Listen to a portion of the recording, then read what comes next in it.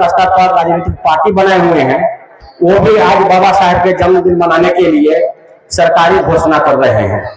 फिलहाल चरित्र से, चित्रण से और व्यवहार से भाजपा आरएसएस हमारा समाज का मुख्य विरोधी है और ये इनके समाज के लोग हमारे बाबा साहेब के टाइम में, हमारे पूर्वजों के पहले के टाइम में नदी का, तालाब का पानी भी पीने का अधिकार नहीं था, जिसके लिए हमारे बाबा साहेब को हम लोगों के समाज के लिए सार्वजनिक रूप से पानी पीने के लिए भी आंदोलन करना पड़ा, लाठियां खानी पड़ी, जलील होना पड़ा।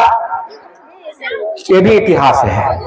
वर्तमान परिवेश के हम लोगों ने समाज के लोग, आजकल के नए जनरेशन के लोग नहीं जानते हैं और आज जो हमारा समाज के लोग 20 रुपया का, 15 रुपया का और 25 रुपया का बिस्लरी वाटर चौराहे पर खरीद करके पी लेते हैं, ये भी पानी पीने का अधिकार हमारे समाज के लोगों को नहीं था। अभी जो हमारे समाज की महिला साड़ी में है, पूरे अपने शौक के अनुसार, अपने आर्थिक संपन्नता के अनुसार क्रय करके पहनती है। ये भी मतलब किसी कपड़ा पहनने, साड़ी पहनने हमारे समाज के महिलाओं को तन ढकने का अधिकार भी नहीं था। और यह सब अधिकार है बाबा साहेब की कलम की ताकत का। और ये समानता का दिलाने के लिए, मानव में भेद मिटाने के लिए, जाति विहीन समाज की स्थापना के लिए बाबा साहब ने अपने 4 औलाद को कुर्बानी कर दिए। आज उन्हीं के मतलब कि से हम लोग बिसर रहे हैं और शिव चर्चा में लीन है, सरस्वती के पूजा में, दुर्गा के पूजा में लीन है।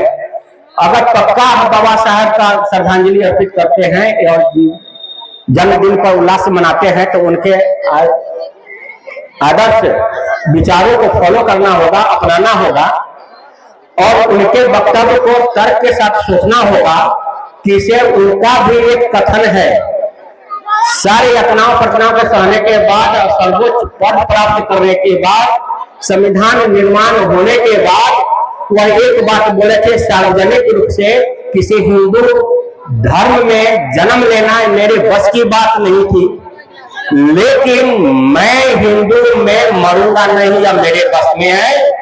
और अपने अनुयायियों के साथ बौद्ध धर्म का ग्रहण करके जब वह उनका मतलब किसी मृत्यु हुआ, वह बुद्धिस्ट बनकर के मरे थे।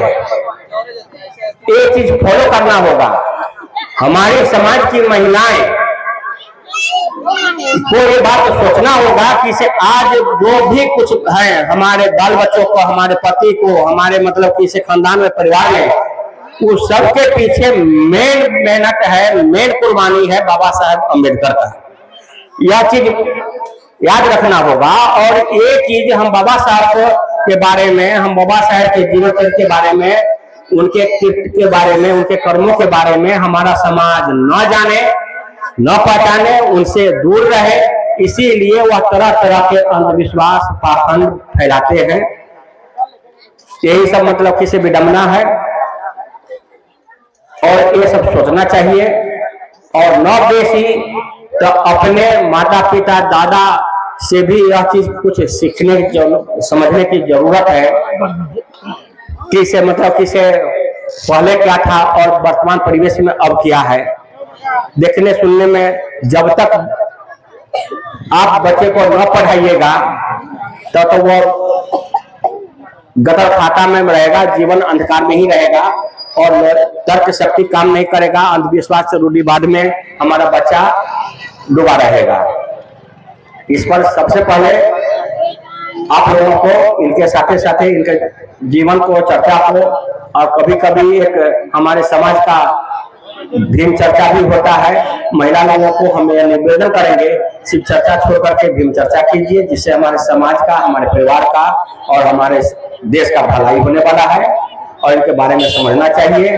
हम दावा के साथ कहते हैं, यहाँ पर जो भी माता बहनें हमारे समाज के लोग हैं, उनके शादी से पहले शिव चर्चा नहीं हुआ करती थी, लेकिन आजकल हम अपने बाल बच्चों को शादी ब्याह करने के लिए शिव चर्चा पहले करते हैं।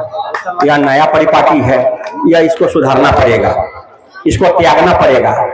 हमको भीम चर्चा करना पड़ेगा, भीम के अनुयायी को बनना पड़ेगा। किस दिक्कत से वो पढ़े हैं तब जाने हैं, ऐसा पढ़ाई पढ़े कि इससे जो हमारा समाज का दुश्मन था ब्राह्मण समाज, वह अपने हमारे बाबा साहब को दामाद बनाया।